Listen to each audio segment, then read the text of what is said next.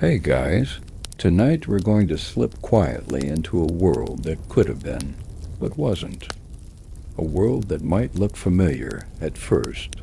Trains run on time. Streets are clean. People keep their heads down and their voices lower. But something's off. No smartphones, no emojis, no YouTube except for the government's channel, of course.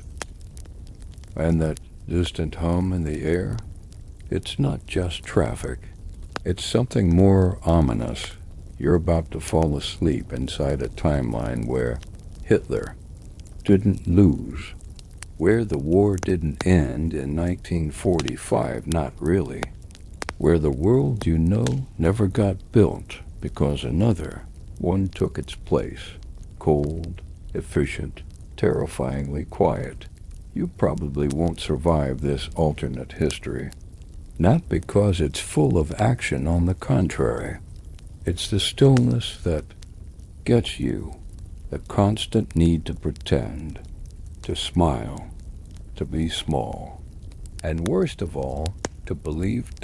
So, before you get comfortable, take a moment to like the video and subscribe, but only if you genuinely enjoy what I do here. And let me know where you're listening from and what time it is for you. I always love seeing that in the comments. Now, dim the lights, maybe turn on a fan for that soft background hum, and let's ease into tonight's journey together. You wake up in 1952. You think it's Berlin, but the map calls it Welthauptstadt, Germania. The war never ended. Or rather, it ended the wrong way. The invasion of Normandy, Operation Overlord, was crushed on the beaches by elite panzer divisions and Luftwaffe superiority. London was bombed into quiet submission shortly after. Churchill vanished into obscurity, a failed old man with no war to win. And Stalin? Gone. A Kremlin coup or cyanide historians still argue whether it was treachery or timing. The United States, watching from across the Atlantic, never fully joined. A few ships sank in the Atlantic. Congress hesitated. Isolationists clapped. And Roosevelt died before momentum could turn. And you? You were born into this. Into a world where the Nazi flag stretches from Brittany to the Balkans and across the globe in strange, strangled shadows. This morning you don't go to school. You report to your youth office. Uniform pressed, boots polished, you salute. The poster of the Fuhrer that still hangs like a shrine above the stairwell. A boy in your building was caught making a joke about it last week. No one's seen him since everything smells faintly of iron and boiled cabbage. The ration bread is thin and grayish. You chew slowly. It's the only thing in your stomach, and the day's barely begun. Out the window, you see banners red, black, white. They ripple gently, pretending to be festive. The Reich loves festivals. They keep people busy, quiet, distracted. You shuffle past a kiosk selling Victory Cola. It's bitter and flat, but you buy one anyway, just for the ritual. The clerk doesn't speak. No one does much unless they're quoting from Der Sieg ist ewig. The victory is eternal. It's the only book still published in mass print, other than party pamphlets and old Germanic fairy tales. Heavily edited, of course. A loudspeaker crackles. Somewhere in the distance, a marching band starts playing. Not for fun, though. A diplomat is arriving today from Argentina. They say the southern hemisphere still has contested zones. You've seen the forbidden maps. There, covered in smudges and blank spaces. You cross the street when a convoy of black cars whirs by. Everyone freezes. Even birds stop flapping. Then they pass, and the world breathes again. Just a little dot. It's strange, really. The Reich won the war, but lost the joy. There are no happy parades, only processions. No street art, just murals of muscle and discipline. Historians still argue whether Hitler planned this total stillness or whether the system outgrew its creator. Some believe he died in 1948, but the party simply didn't announce it. Others say he lives on half-machine in a compound under the Alps, visited monthly by his inner circle. You laugh, but the last person who did is no longer listed on the housing rolls. There are whispers, though, about how things used to be. How once people danced in nightclubs and wore jeans and ate food that came from other countries. You're not even sure what a taco is, but it sounds like rebellion. You walk past an old woman sitting alone on a bench. Her coat is frayed. Her shoes have been repaired too many times. She hums something under her breath, an old English lullaby. Maybe you want to ask her where she learned it, but you keep walking. Safer that way. You pass a bookstore. It's mostly empty. Behind the counter, a teenager pretends to dust shelves that haven't held real books in years.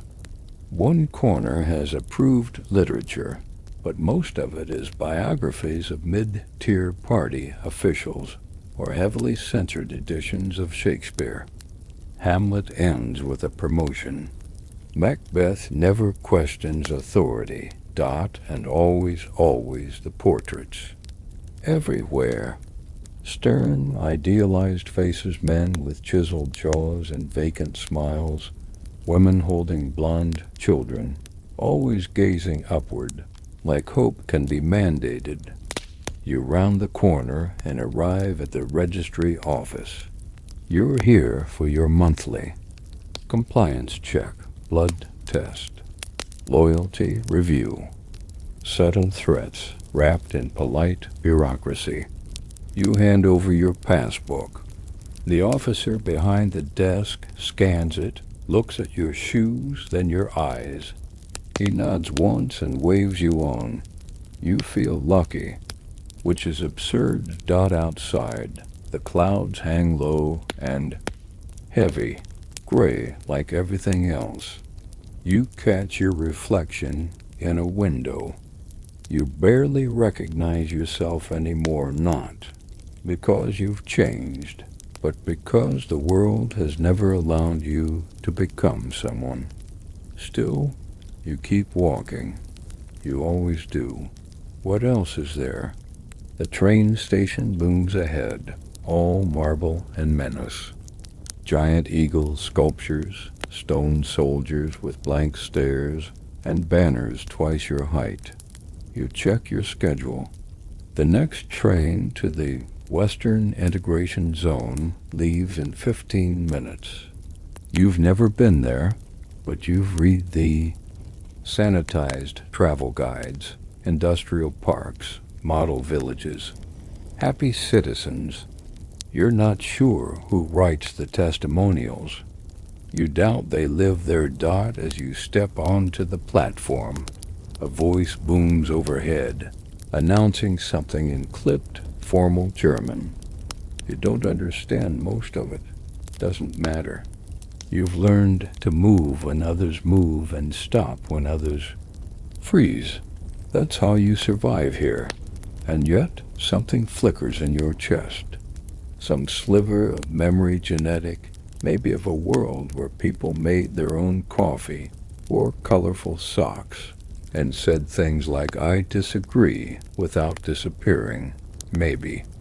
It's a dream. Or maybe it's just history trying to whisper itself back into your ears. The train pulls into Germania's central station with a whirring sigh and a hiss of brakes. It's massive. Not just big, absurdly big.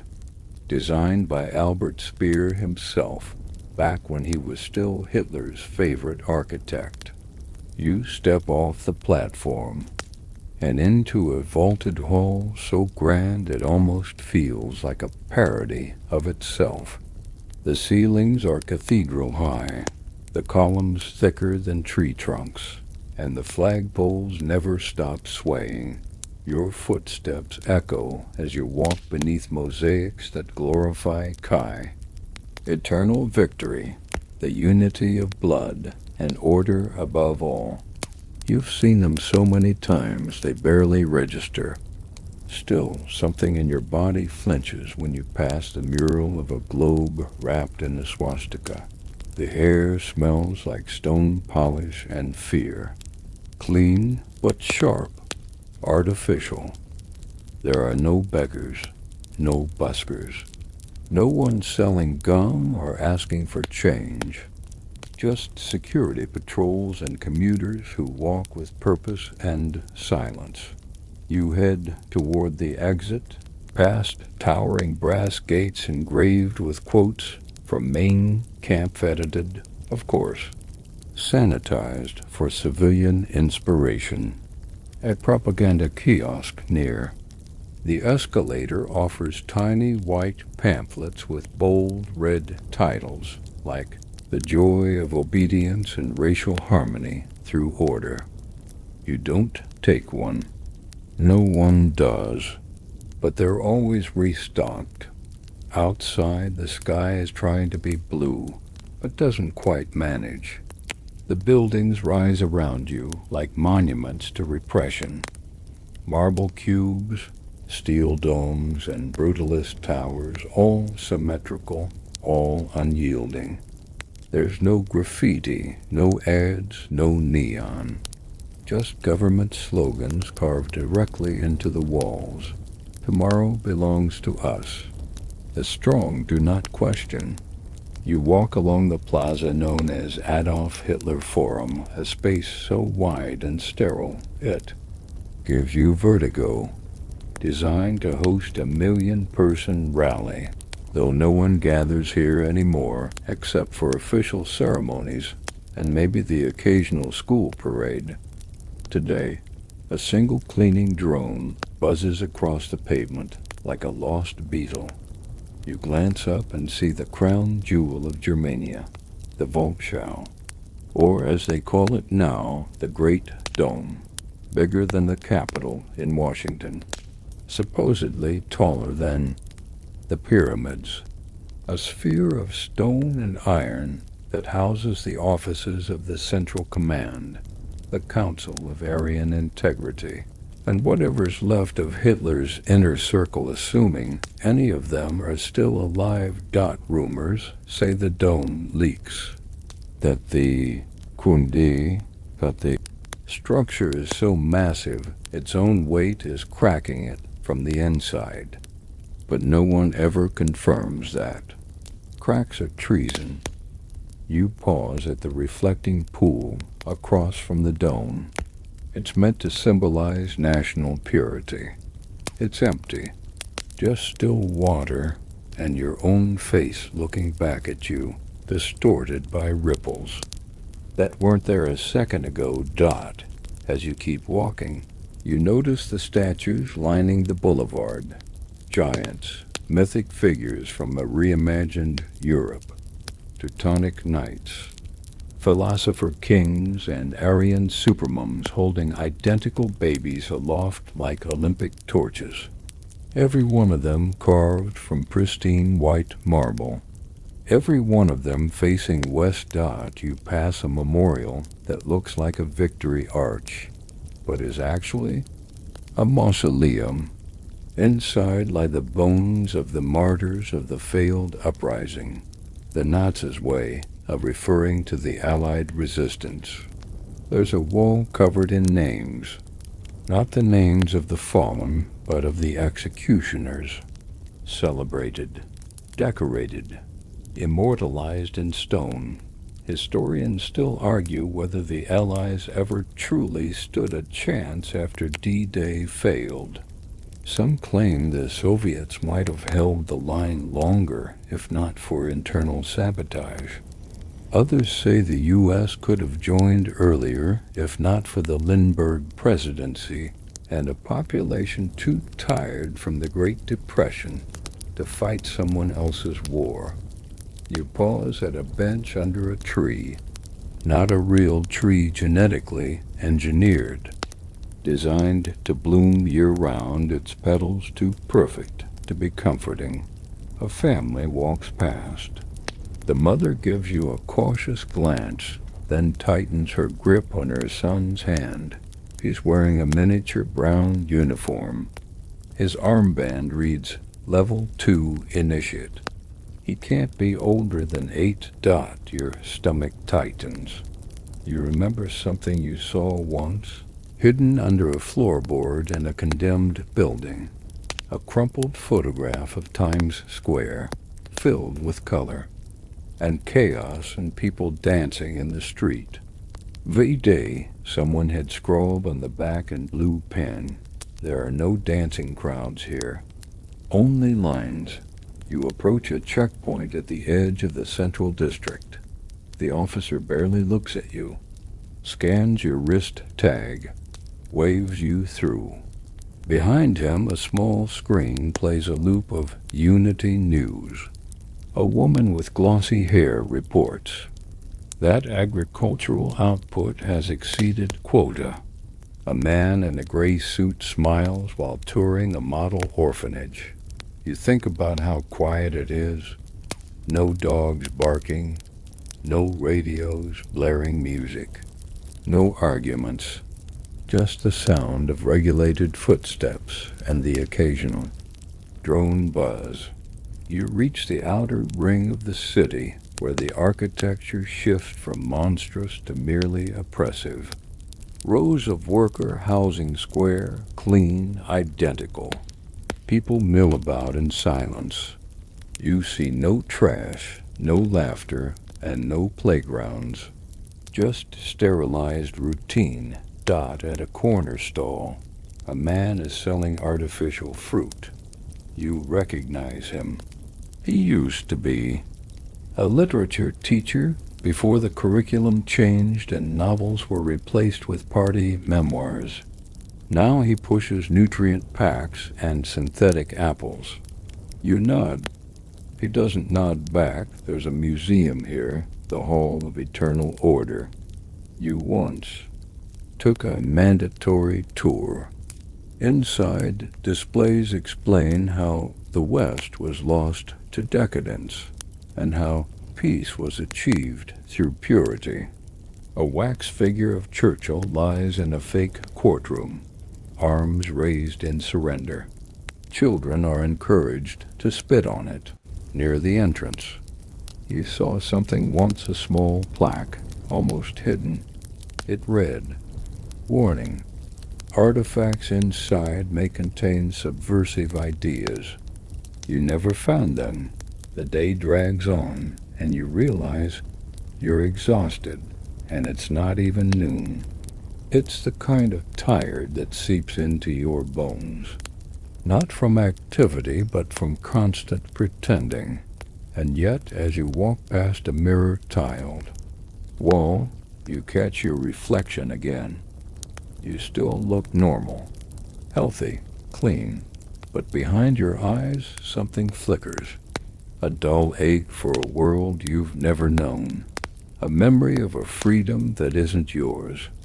A shadow of what could have been. You wake up before dawn, not because you want to. No one wakes naturally anymore, but because your flat's wall unit buzzes with the pre-alarm tone that means state broadcasting begins in 5 minutes. It's not optional. You swing your legs over the side of the bed and stand up. The floor is cold, but that's normal. Heat rations are stricter this year, even in the capital. Your apartment is part of a block known as Stam Block 73A. No one knows what happened to 72. The mirror on your wall flickers to life as you wash your face. A voice greets you with practiced warmth. Guten Morgen, comrade. You are living in year 12 of victory. Strength through order. Please remember your quota responsibilities. Then it begins to list the news. Increased steel production in the Urals, a new motorway link in the Algerian Protectorate, a birth rate rise in Reichsland, Poland. You aren't really listening. You never are, but you pretend to nod thoughtfully, just in case Dot in the kitchen, though it barely deserves that name. You open your pantry. There's bread substitute, synthetic spread, and a sealed tin of caffeine tablets. The coffee is a grayish powder labeled Brewed Endurance. It smells like burnt pennies. You spoon it into hot water and drink it without complaint. You're used to it now. The taste no longer surprises you. It's part of the morning ritual. Bitter liquid radio hum, neutral expression. Outside the window, the city is beginning to stir. Buses trundle down assigned routes. Workers queue neatly at collection points. Uniforms are ironed, buttons fastened. Everything gleams, but not with joy, with pressure, maintenance of the image. You get the feeling the buildings themselves might report you if you slack.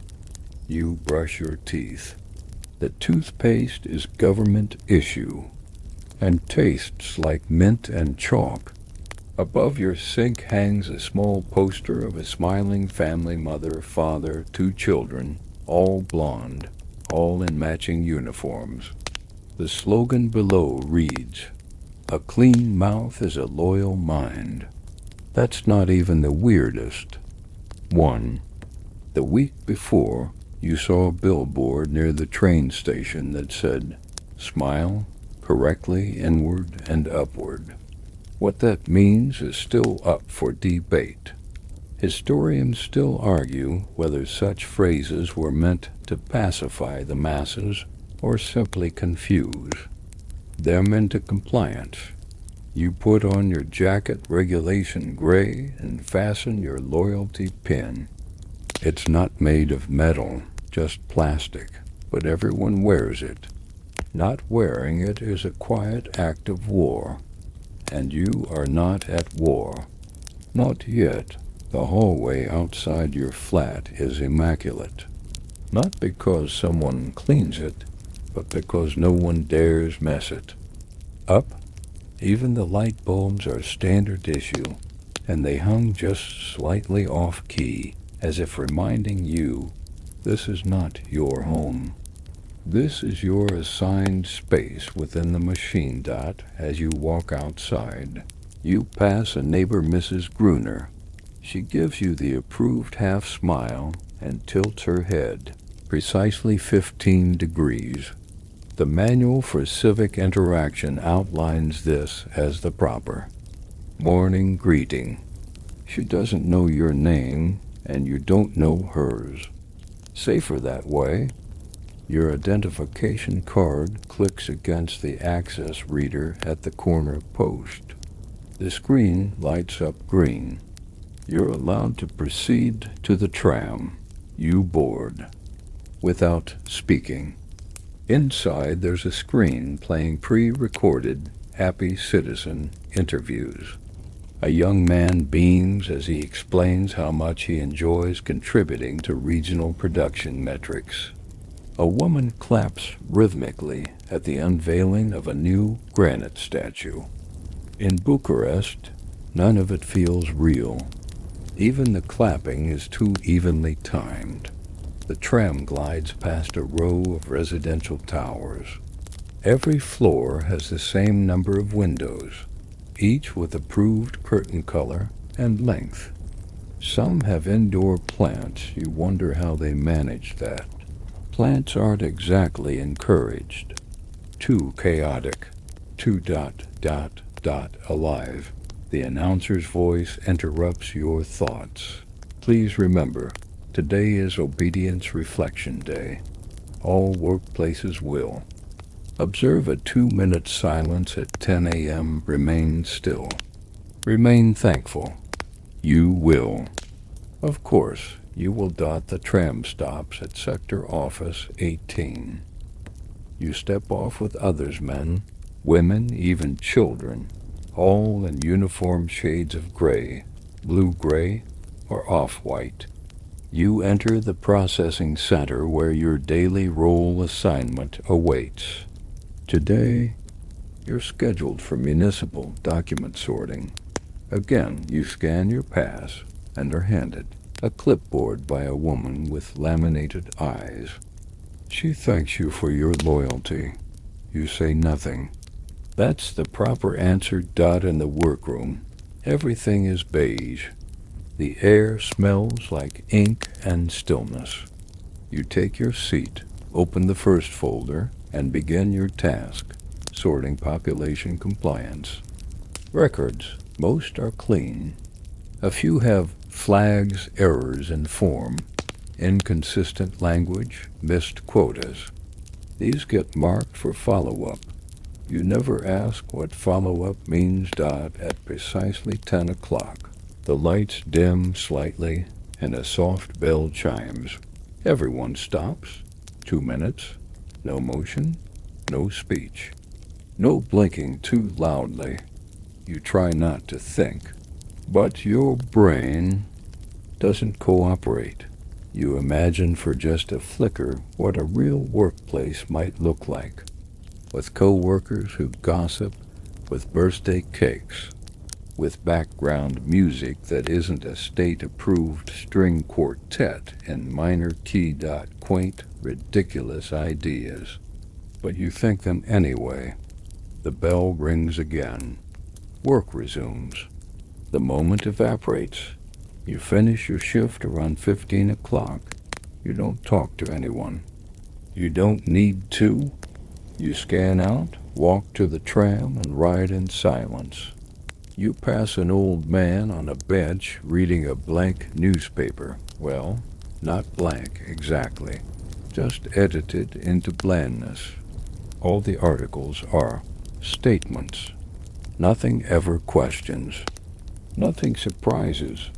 You make a mental note to keep your dreams quiet tonight. The wall units can hear more than you think. At home. Dinner is a packet of protein stew, no 3, and a slice of something that claims to be cheese.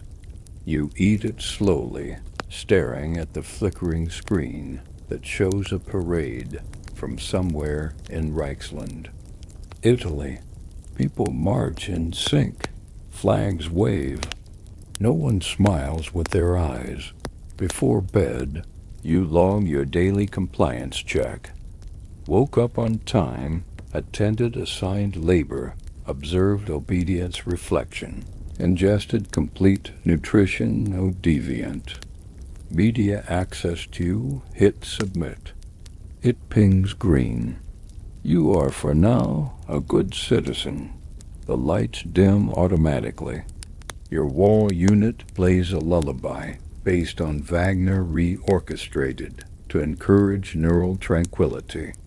And you lie there, staring at the ceiling, trying not to wonder what it would feel like to choose your own toothpaste, or your own music, or your own thoughts. You probably won't survive this alternate world, but you're surviving in it. For now. The school is called Reichsbildungsturm 4, but everyone just refers to it as the Cube, because that's exactly what it looks like, a gray cement block with no ornamentation, no windows on the lower floors, and no laughter drifting. Out into the morning air, you walk through the front gates, where a black uniformed officer greets students by scanning their identification tags. A small mechanical arm checks bags for unregulated materials, basically anything not on the ministry's approved list. Once, a kid tried to bring in a homemade sketchbook. That was the last time anyone saw him. The hallway smells like disinfectant and dustless air. Too clean, too dry, like the building is trying to erase the scent of human presence. Fluorescent lights buzz softly above, casting everyone's skin in a slightly bluish hue, like you're walking through a hospital that's forgotten. What? Hope is Dot class starts promptly at 7 o'clock. You sit at your desk metal frame, hard seat, no padding, and open your slate. There are no pens. Everything is typed, monitored, and stored in the ministry's cloud archive. They say it's for efficiency. You know it's so your thoughts can be traced. The teacher, Frau Leber, enters. She doesn't smile. She never does. Her glasses flash coldly in the light, and she begins without greeting. Today's lesson, the failure of democracy. You exhale slowly. She clicks a remote, and a massive screen behind her flickers to life, displaying a chart that compares the decay of American institutions with the rise of Aryan stability. The words sound official, the numbers neat, the logic fabricated but cleanly. So Dot, she lectures with mechanical precision. Phrases like inevitable collapse, racial degeneracy, and heroic unity are repeated until your brain starts to go numb. You know the drill. Nod occasionally. Look interested. Don't blink too often. The algorithm might interpret disengagement as internal conflict. You glance around the room. Most students are doing the same, performing attention. Few, always the same ones, are genuinely alert. Not out of curiosity, but loyalty. They sit straighter. Their hair is neater. Their screens flash with notes you know they'll submit voluntarily later. Historians still argue whether this generation truly believes what they're taught, or whether they've simply learned to never question it. The result, either way, is the same. Silence. The history module ends, and next comes cultural hygiene. A euphemism, really, for what used to be called literature or philosophy. Today's lesson, the dangers of unstructured thought. You scroll through a series of slides comparing approved storytelling, grim fairy tales, sanitized folk epics with problematic narratives, Shakespeare, Dostoevsky, Orwell. The names of the forbidden authors flash red on your slate. You're supposed to memorize the list, not to read them, but to recognize threats. One slide shows an image of a young woman reading on a park bench, captioned, "Curiosity kills loyalty." A quiet joke stirs in your mind. Then loyalty must be very fragile. You swallow it before it leaves your throat. During the midday break, you head to the courtyard. It's a square of concrete with a few benches and one government-approved wellness tree. It doesn't provide shade, but it photographs well during propaganda tours. You sit beside a friend, if you can call him that, named Matthias. You don't talk about real things. No one does. But you sometimes exchange looks that feel heavier than words. He leans in, voice low. They added new sensors to the reading room, thermal. Even the old ones can't hide anymore. You nod. It's all you can do. A girl from another class walks past with a forced grin. Her uniform is spotless, her boots polished. She's one of them. The kids who genuinely want to rise in the party. She'll probably be promoted to youth division. Speaker before the year is out. She used to draw flowers on her sleeves. Now she reports kids for whispering dot after lunch nutrient, squares, and mineral broth. You have biological responsibility.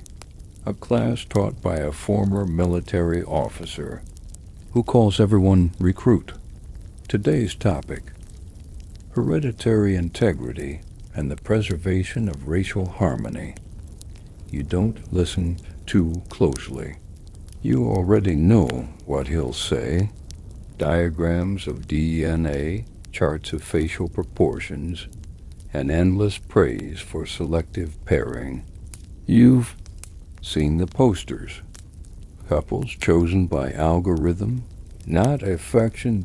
Love in this world is considered reckless. You remember hearing once, probably whispered in a condemned building, that before the war, people used to fall in love without state approval. They kissed in the rain. They wrote poems. Now, relationships are pre-approved based on bloodline scores and career potential. Compatibility reports arrive with your promotion paperwork. The teacher pulls up a photo of ideal offspring. Blonde child. Strong jaw. Fixed gaze. You've seen that same face 100 times. Different names. Same features.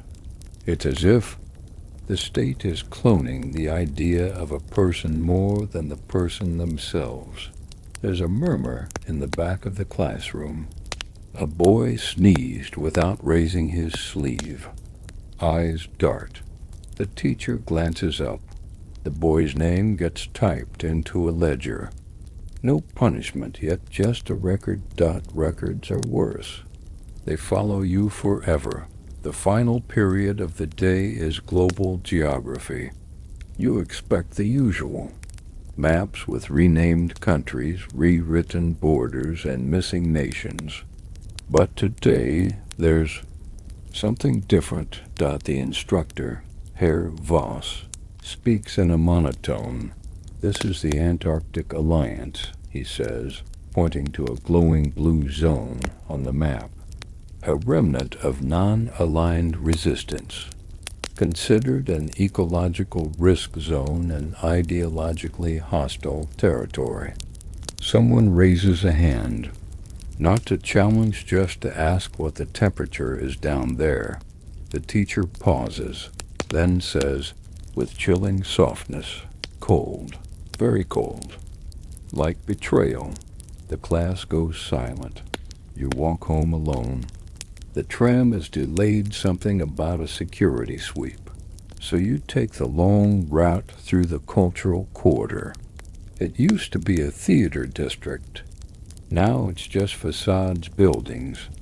Repurposed as state museums or document centers, you pass one that still has the old letters faintly visible under the new signage. Kino Royale.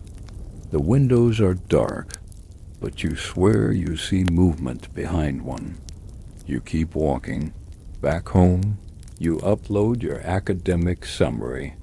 Attendance, scores, compliance, everything marked. You click through without emotion. Just numbers. Just survival. You lie in bed, eyes open, listening to the wall unit hum its night mode. It plays soft frequencies designed to promote loyalty dreams. You hear them every night, but sometimes just before you drift off, you hear a voice that sounds suspiciously like your own. Say something dangerous. This is all wrong. And then mercifully sleep. The world map on your wall is official issue standardized by the Ministry of External Affairs and printed on polymer to prevent unauthorized modification. You stare at it sometimes, wondering how much of it is true. North America looks distorted, not in shape, but in shading. And the United States is shown in three colors: gray for the isolation zone, blue for the transitionary Allied states, and a deep, ominous red for contested sectors. Canada is a vague neutral blot, marked pending classification. Mexico is barely labeled at all, just a faded phrase. Former territory of interest. You reach out and touch the eastern seaboard, New York, Washington, Boston. In this world, they're not exactly rubble, but they're not themselves either. The official narrative says these cities are under cultural quarantine. What that means depends on who you ask. Historians still argue whether the United States truly resisted or quietly fractured. Some believe an internal coup split the country in two. Others think the Nazi regime succeeded in infiltrating the media and slowly shifting public opinion. A few point to the 1944 U.S. elections as the moment things turned. One fringe theory says Roosevelt was assassinated earlier than reported. His double just carried out the last months of his presidency in secret. You sit on the edge of your bed and wonder, if you're born in the Reich but dream of somewhere else, what does that make you? Your curiosity gets the better of you. You power on your black market receiver. It's hidden in a hollowed-out book approved sayings of the Führer. You twist the dial slowly, careful not to trigger the signal sweeps that scan for rogue frequencies. Static, static, static dot, then dash something dot a faint jazz riff. Tinny, low quality, but unmistakable. You lean in. A voice crackles through the hum, speaking English. Not the stilted, rehearsed kind the ministry actors use, but real English. Loose, alive, little too fast. And that was Duke Ellington, coming to you from the Free States Network. Hold tight, folks, we've got updates from the Texas line next. Resistance Radio stays on all night long. Your pulse quickens. You can't record this. That would be suicide. But you listen. You let every word soak in like forbidden fruit. Apparently, there are still regions in the U.S. that never fell. Places where militias hold out in the Rockies. Where communities in Northern California build secret libraries. Where New Orleans still plays live music. The South, you're told, fractured differently. Some states willingly adopted aspects of fascism, forming transitional governments that mimic the Reich's language. Others are lawless, no-go zones, as the Reich calls them. But to the voice on the radio, they're hopeful chaos. He signs off. This is Sam from Baton Rouge, and I still believe in messy freedom. Good night. You click the dial off and sit there in the dark. The glow of the receiver fades slowly. The official story says America realized the futility of resistance after Europe fell, that they signed the Atlantic Stability Pact to prevent further bloodshed, that the American people chose order over confusion. But you've heard other things. You've read rumors that the CIA fought from underground bunkers well into the 1960s, that Roosevelt's daughter smuggled documents through Canada, that a city called Detroit became the hub of a rebellion. Before being turned to Ashdod, the Reich doesn't talk about the U.S. unless it's to mock them. Their movies portray Americans as weak, gluttonous, childlike. Cartoons depict them as greedy, fools needing German discipline. But you've seen the contraband. Old comics, magazines, a VHS tape once Star Wars dubbed into polish, subtitles scrawled by hand. You couldn't stop watching it. The idea that rebels, even fictional ones, could fight an empire and win, that was dangerous magic, you remember. The character Princess Leia saying, "The more you tighten your grip, the more star systems will slip through your fingers." You hid the tape, of course, then burned it. But it burned slowly, like it didn't want to disappear. You pull on your boots and leave the building. It's late, but the sky is still light.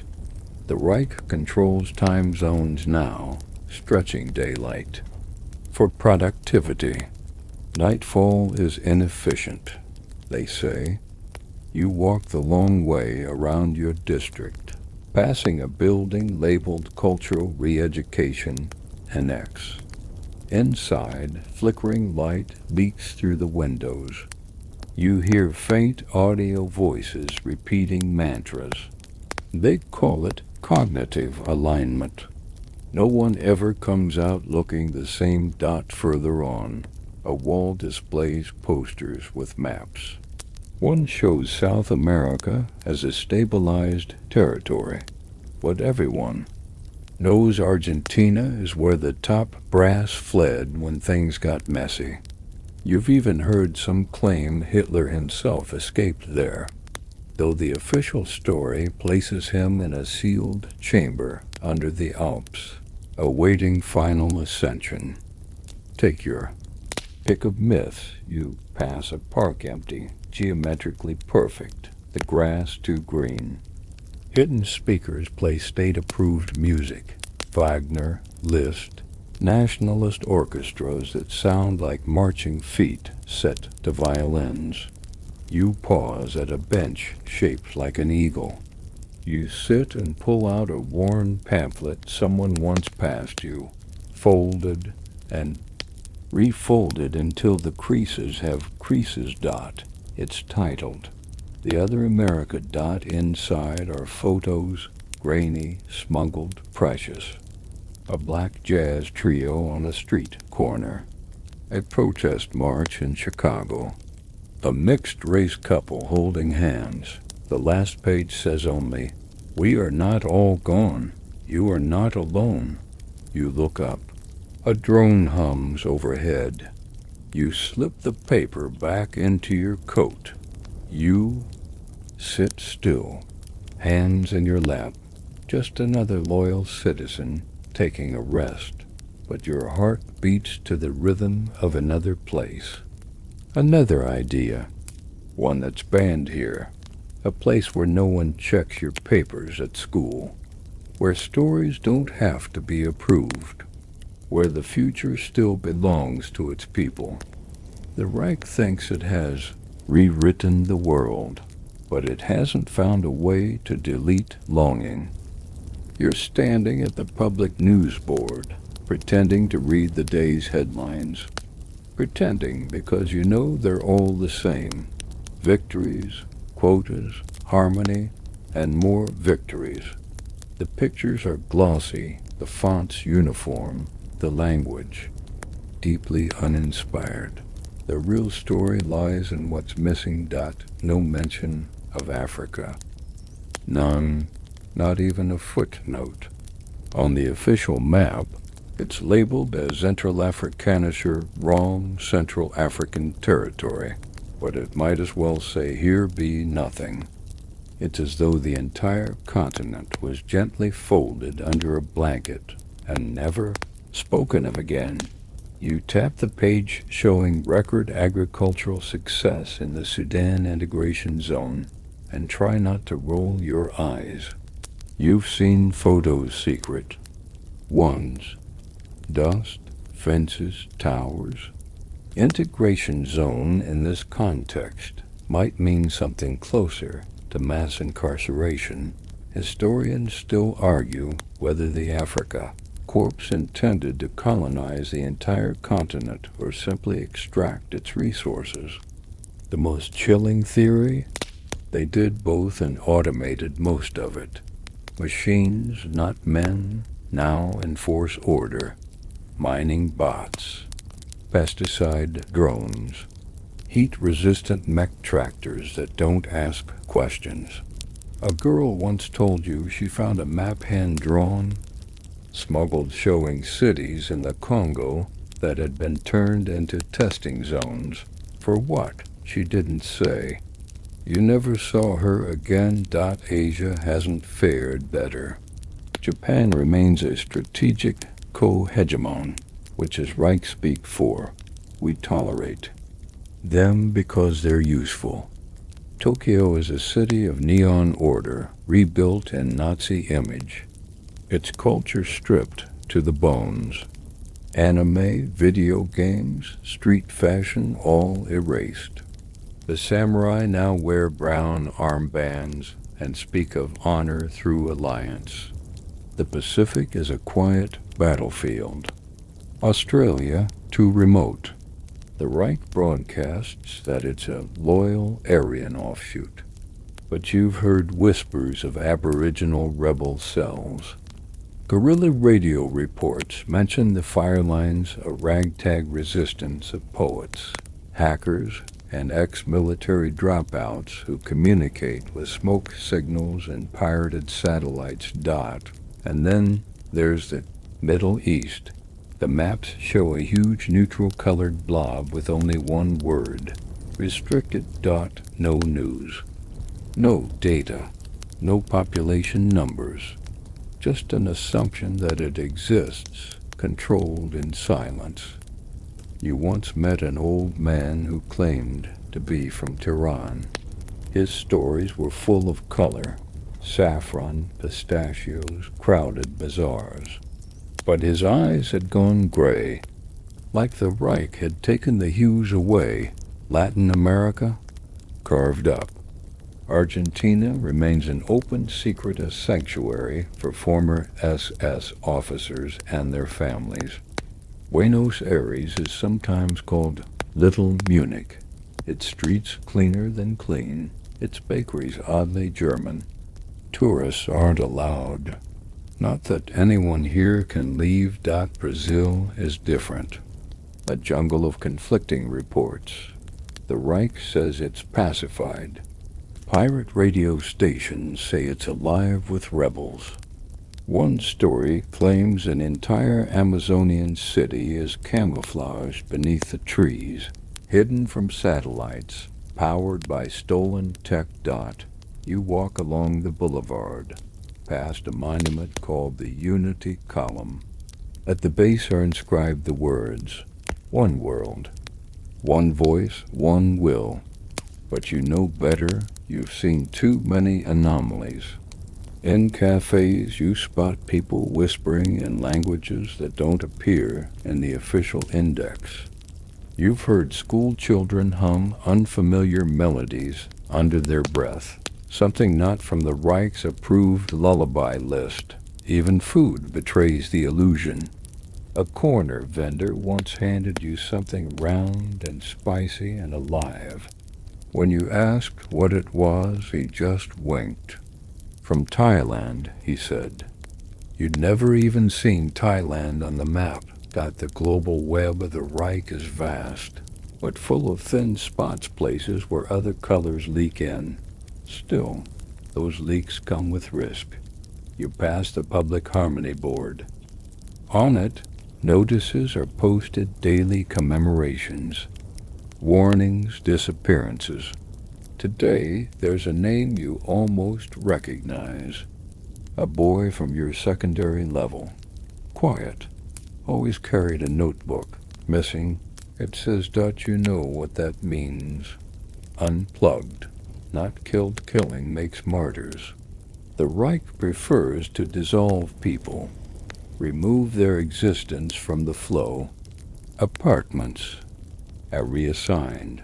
School files vanish. Photos altered. Memories blurred with subtle pressure. Further along. you pass the Museum of World Integration. Its halls contain exhibits of what was a sanitized showcase of non-European cultures before assimilation. One display shows a Maasai warrior standing stiffly in a glass case under fluorescent light. He looks taxidermied. The plaque says, representative of pre-victory African tribal societies, now evolved into collective agricultural units. Another room features a mock-up of an Indian spice market. It smells vaguely of something burnt. All the jars are empty. A recorded voice chirps. Cultures come and go. Harmony stays forever. You walk faster. There's a woman outside the museum selling artificial roses. They're made of recycled paper and sprayed with perfume that's been standardized by the Fragrance Bureau. Still, you buy one.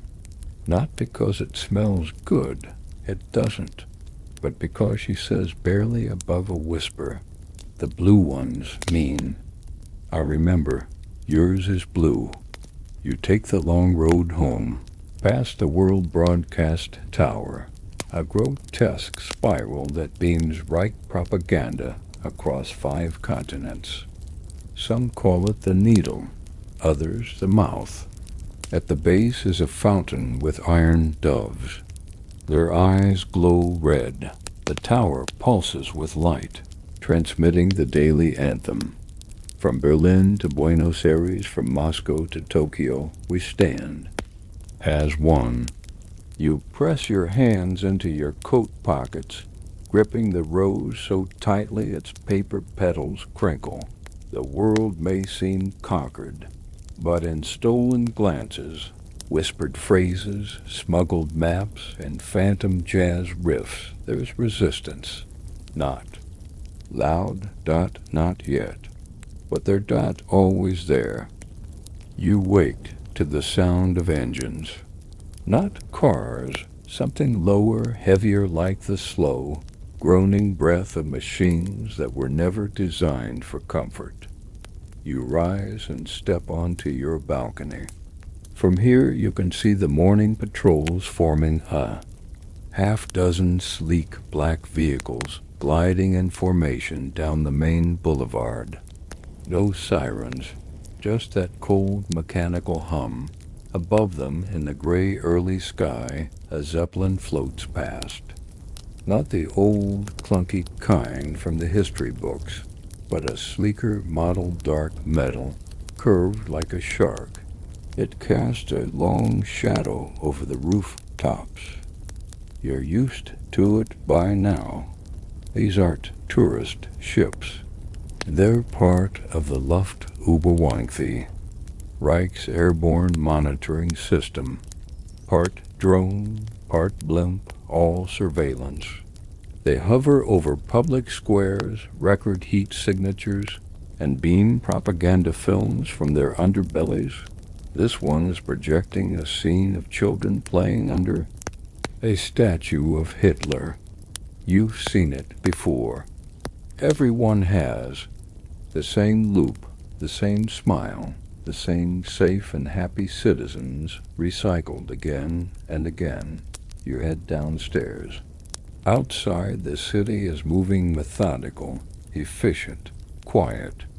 Traffic flows like blood through veins, steady and controlled. The cars are all Reich standardized vehicles, rounded hoods, muted colors, no personal flair.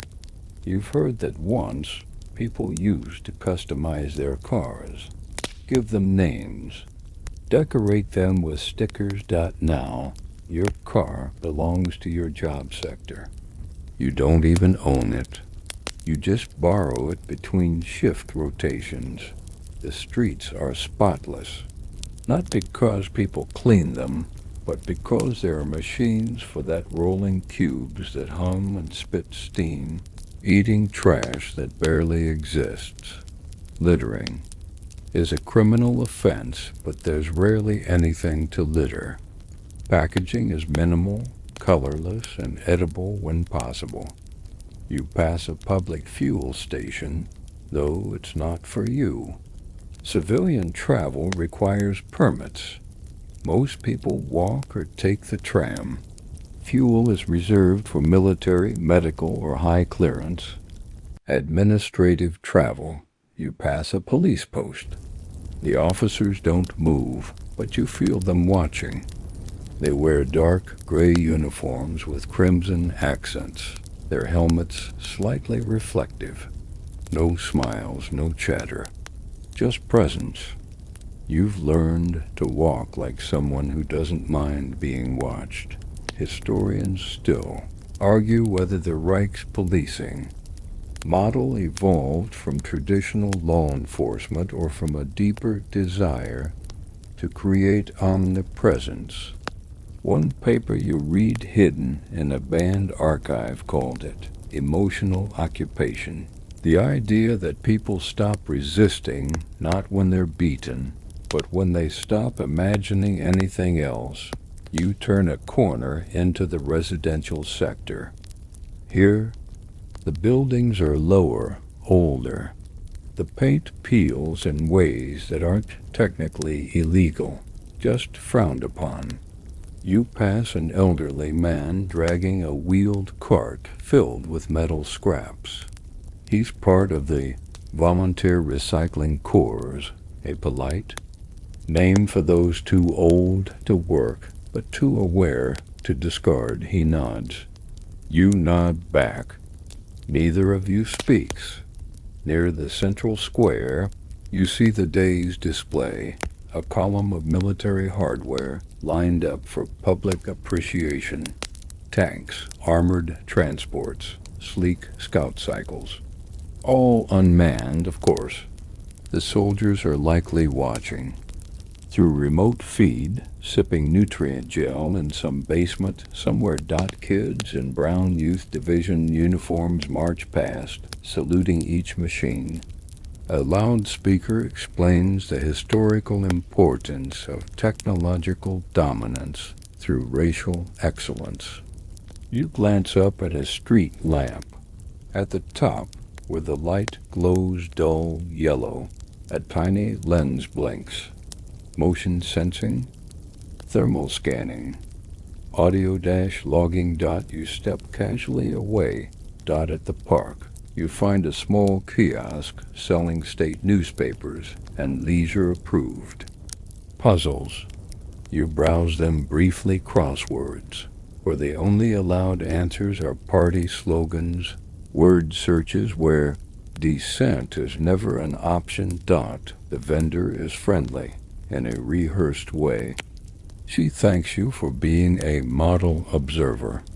You leave without buying anything. Further on, a public tram hisses to a stop. A man exits holding a musical instrument case. That's rare. Instruments are heavily regulated. Only state compositions may be performed, and even those are assigned by sector. You wonder if he's brave, or just part of an official ensemble. You follow him for a block before he disappears into the concrete maw of a culture center. You continue down the street, passing beneath a bridge adorned with yet another banner. Observe, report, uphold. The words are stitched into your brain like background noise. You pause at a sculpture garden. It's quiet, even beautiful in a sterile sort of way. Angular statues of heroic workers, idealized mothers, obedient children, all facing upward. Always upward. You notice something strange. One statue is missing a finger, broken off cleanly. Maybe an accident. Maybe not. You lean in. There's a faint etching near the base, almost erased by weather. It reads, "This is not forever." You turn around quickly. No one saw, or at least no one is reacting. You walk home through an alley where the shadows hide more than light. A man passes you, muttering in a language you don't recognize. It's not German or English or Japanese. Maybe Hungarian. Maybe Yiddish. You're not sure. He's gone before you can ask. You realize suddenly how many layers of language once filled the air, how many dialects, accents, slang phrases, and shared jokes have been muted by the Reich's machinery. Even how people walk has changed. Fewer arm swings, shorter strides, measured, restrained motion. Everything you do is logged, if not by a person, then by a pattern-matching algorithm designed to flag abnormal flow. At home, the air purifier kicks on automatically. You sit on the couch and let your eyes drift to the corner of the room where the smart lamp watches you. It flickers briefly when it senses movement, pretending to be helpful. You pull the curtains closed anyway. You flick on the wall screen and scroll through the night's offerings, news segments, loyalty dramas, historical reenactments, a quiz show called Know Your Timeline, where the answers are always about how the Reich saved humanity from its own chaos.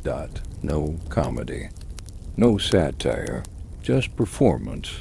You settle on a channel playing approved instrumental music, a low marching cello piece designed to soothe the obedient mind. And yet, as you drift into half-sleep on your couch, you hear a sound from the window, a quiet tapping. You wait, then cautiously pull back the curtain. There's no one there, but on the windowsill sits a scrap of paper, taped to the glass. 4 words, handwritten, messy ink, "We are still here." You shuffle forward, wrapped in the quiet hum of morning routine, toward the nearest market hall, the sprawling place where essentials are measured and dispensed under the watchful eyes of the party's appointed distributors. The building itself is a cold monument of steel and glass, its windows tinted to discourage peering eyes. Inside, a crowd of gray uniforms lines up with practiced patients, waiting their turn. Ration cards are stamped, scrutinized, exchanged like currency. You can feel the weight of the atmosphere, tension, fear, and the constant calculation of loyalty.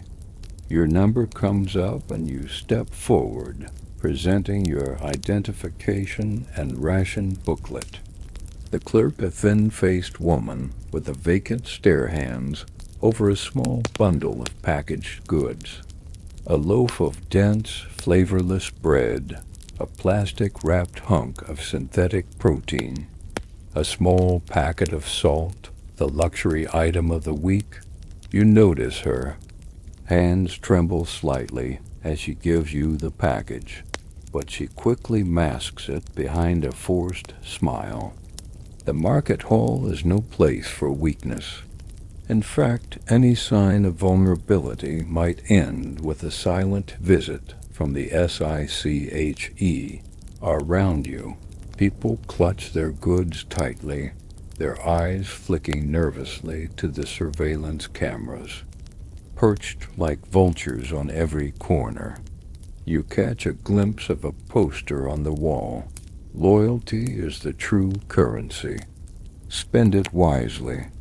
At the far end of the hall, a bulletin board lists the latest loyalty tier rankings, a system that determines your access to goods, jobs, and even housing. Your tier affects every aspect of your existence. It's an invisible hierarchy that keeps everyone under control without overt brutality, at least most of the time. The tiers are color-coded: gold, silver, bronze, and then unclassified. Falling out of favor means fewer goods, less access, and ultimately disappearance. You think about the last time your tier was downgraded. A careless word overheard, a misfiled form. You had to borrow ration points from a coworker to avoid starvation that week. Outside, the streets hum softly with distant machinery, the ever-present reminder that the Reich's engine never stops. Even the air seems charged with the pressure. To conform, you make your way to a communal workstation, a place where you can check your loyalty score and daily assignments. You scan your ID, and the screen flickers, displaying your current status, tier bronze. Not bad, but far from the top. The system suggests you enroll in additional community engagement programs to improve your standing. You nod silently and add it to your schedule, knowing full well that engagement often means unpaid labor or forced attendance. At ideological seminars, your thoughts wander to the underground markets, whispers of forbidden foods, rare spices, and even fresh fruit, smuggled goods that arrive via shadowy networks, passed hand to hand in the dark corners of the city. You've never dared to try any, but you've heard the stories. That pineapple from the tropics, that rich, juicy apple from a distant orchard, luxuries. In a world starved of variety, historians still debate how much scarcity was manufactured as a control mechanism versus genuine resource depletion. Some argue that the Reich's obsession with order left no room for the messy realities of supply and demand.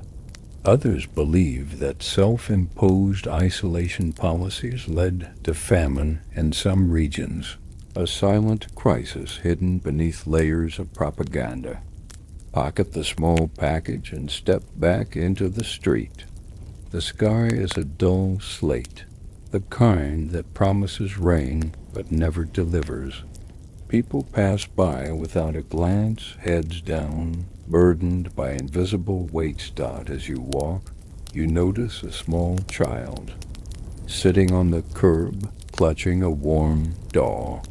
It's one of those rare handmade toys banned long ago, but kept alive by whispered rebellion. The child looks up at you with wide eyes and offers a tentative smile. You smile back, a flicker of warmth in a cold world. For a moment, hope feels almost tangible. But then, the distant echo of boots on pavement breaks the spell. The patrols are coming. You tuck the package deeper into your coat and quicken your pace. The machinery of control never sleeps. Nightfall arrives with a heavy mechanical sigh. The sky, once a muted gray, now deepens into an oppressive charcoal, blanketing the city in shadows that feel too still, too thick. Street lights flicker on in precise synchronization. They're pale, yellow glow casting long, sharp lines on the cold stone pavement.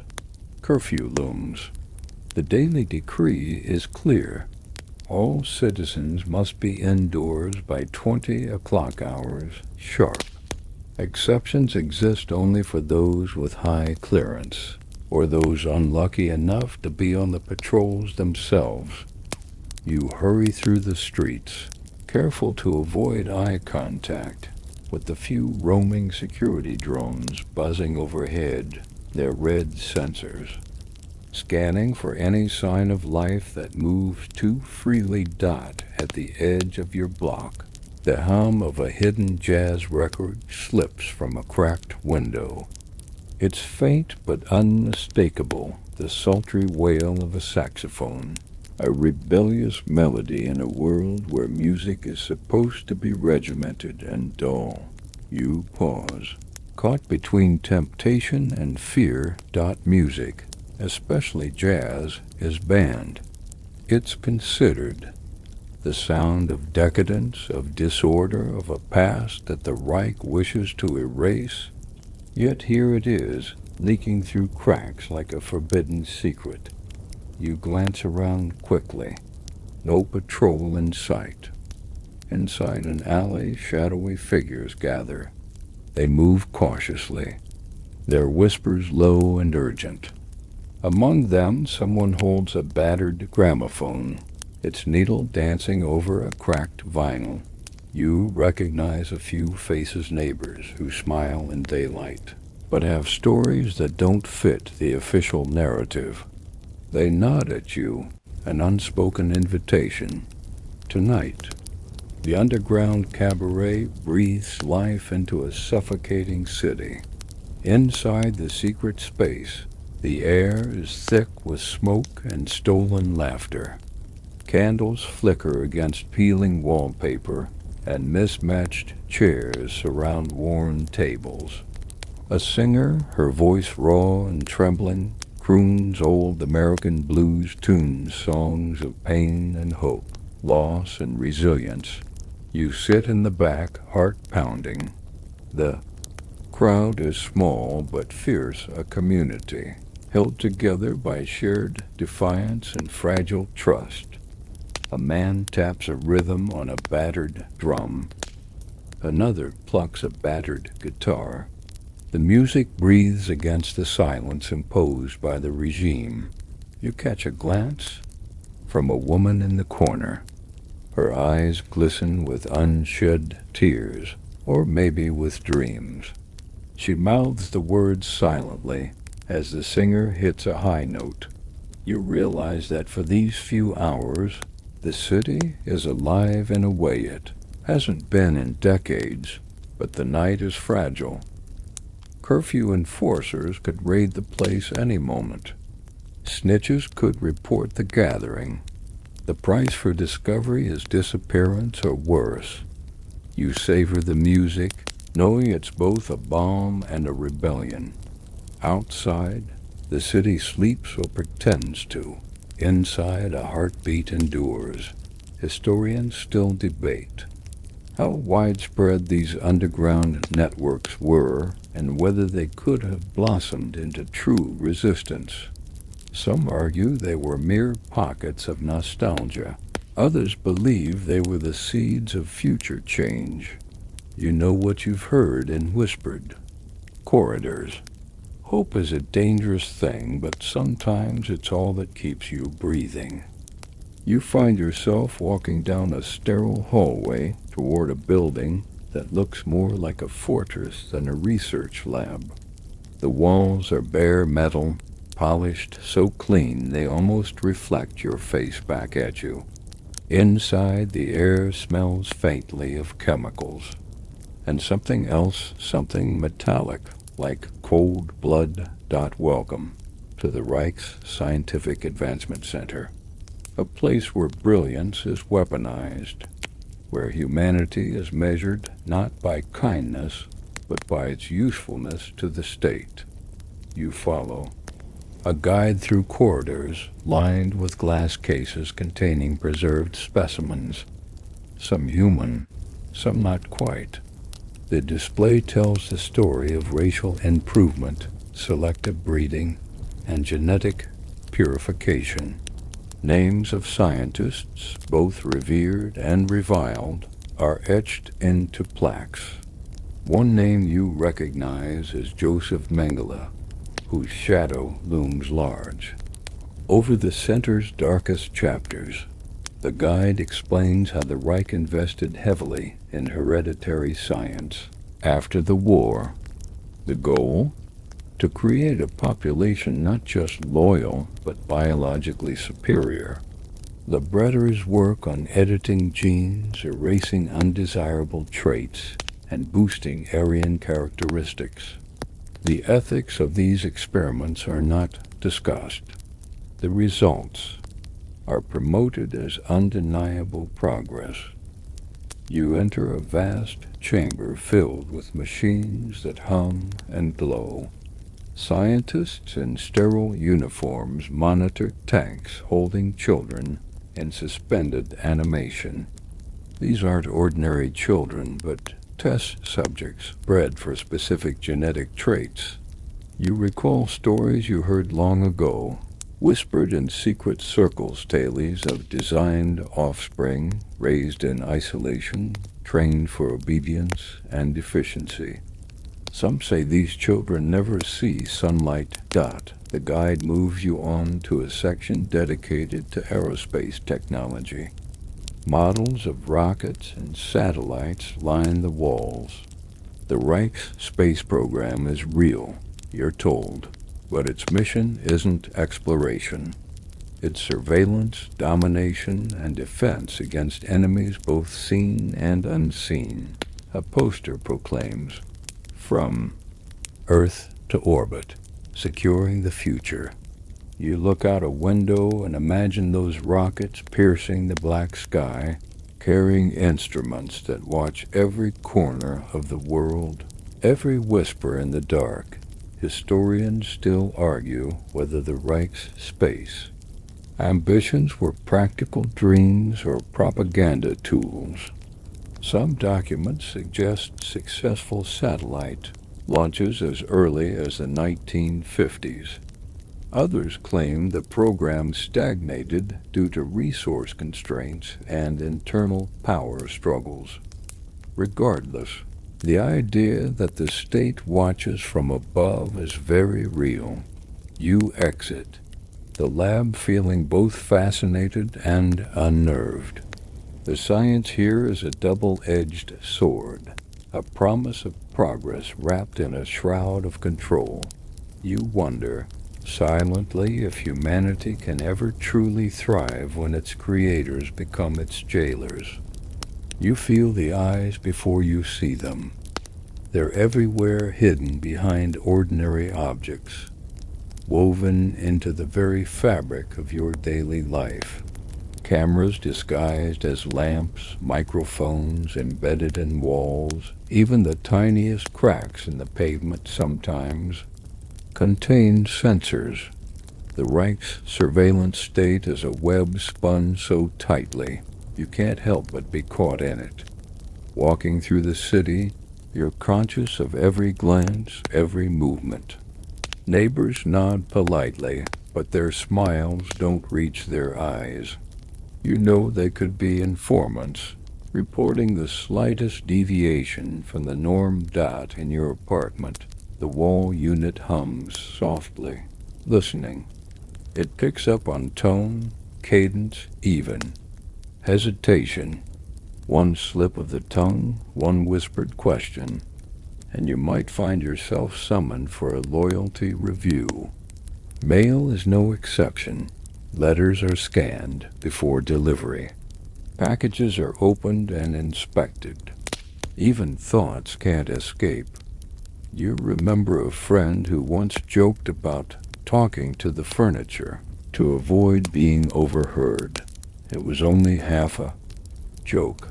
The Reich's psychological warfare is subtle but relentless. You keep your voice low, your words carefully chosen. You never mention banned topics. You never speak of forbidden ideas. Historians still argue about the psychological impact of constant surveillance. Some believe it broke spirits, creating obedient citizens. Others argue it fostered a deep undercurrent of mistrust and paranoia that simmered beneath the surface, waiting to boil over. You live in the in-between. The streets feel less like a community and more like a stage set, everyone playing their part perfectly, yet hollowly. You catch a glimpse of a man in a long coat, eyes darting nervously. He pauses, looks around, and slips into a narrow alley. You wonder if he's one of the watchers or someone watched. Your own steps quicken. At home, the smart lamp flickers again, its lens swiveling to track your movement. You wonder if it records your nighttime dreams. The concept of privacy has been eroded until it's nearly unrecognizable.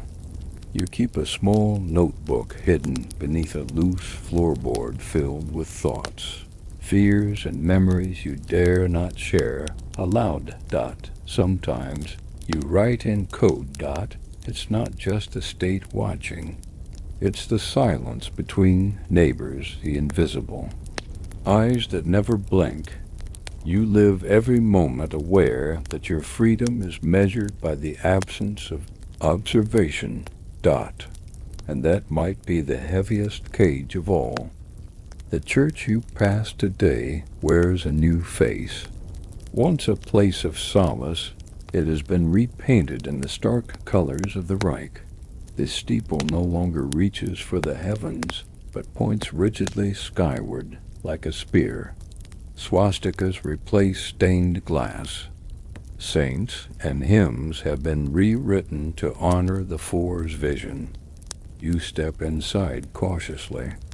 The pews are filled with uniformed faces, eyes fixed on the altar where the priest, a man in a sharply tailored gray robe, delivers a sermon not of salvation, but of submission. The words echo through the vaulted ceiling. Faith is strongest when it serves the state. The church is not a refuge from obedience, but its instrument. Angels wear our uniform, and prayers are pledges to purity. You sit quietly, fingers clutching a worn prayer book, the one relic allowed in your possession. Even its pages have been carefully edited, holy passages crossed out or rewritten to align with party doctrine.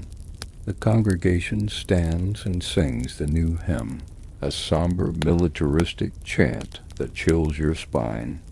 No joy here, only duty and repetition. You.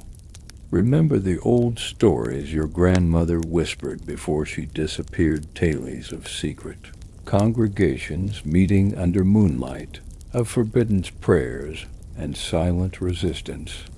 Faith, she said, was a weapon against tyranny. But now the state owns faith. There are rumors of underground groups, people who still gather in basements, reading from banned scriptures, lighting candles not for the Reich, but for something greater, something free. You've never seen them, but their existence is whispered in hushed tones. Historians debate whether the Reich sought to eradicate religion entirely or simply to harness it as a tool of control. Some documents suggest that after initial purges, the party reintroduced churches under strict regulation to pacify the masses. You stand as the service ends, joining the silent procession out into the cold street. Outside, a squadron of youth division members march past, their faces stern, their eyes unwavering. You slip away, the weight of the service pressing down on your chest. Faith, once a personal sanctuary, is now another avenue of obedience. And yet, beneath the surface, some hearts still beat with secret hope. Love in this world is a ledger entry, a transaction, a carefully calculated equation. You learned this early when whispered crushes were replaced with bloodline reports and compatibility. Algorithms. Dating isn't spontaneous anymore. It's a state-sanctioned process called genetic pairing program. You submit forms, blood samples, psychological profiles, all analyzed to produce your ideal match. Chemistry is irrelevant. Efficiency is paramount. You recall your own pairing. The form arrived one cold morning. A photograph, a dossier, a schedule for your first meeting in a sterile government facility. No flowers, no butterflies, just paperwork and a handshake. Your partner. A woman named Ingrid was punctual and composed. She smiled politely, but never reached for your hand. Conversations were short, factual. The state's cameras monitored every interaction. The rare moments of tenderness were mechanical, rehearsed, like actors reading lines in a play they didn't believe in. Interracial relationships are outlawed outright. Laws prohibit mixing of racial stocks, enforced with brutal efficiency. There are stories, rumors of couples who dared to defy this edict. They vanished quietly in the night. Marriage licenses are granted only after strict vetting. The party calls it preserving purity. You wonder sometimes how it feels to choose whom you love, without fear. Children born outside approved unions are taken at birth, raised in state care. No questions asked, no goodbyes said.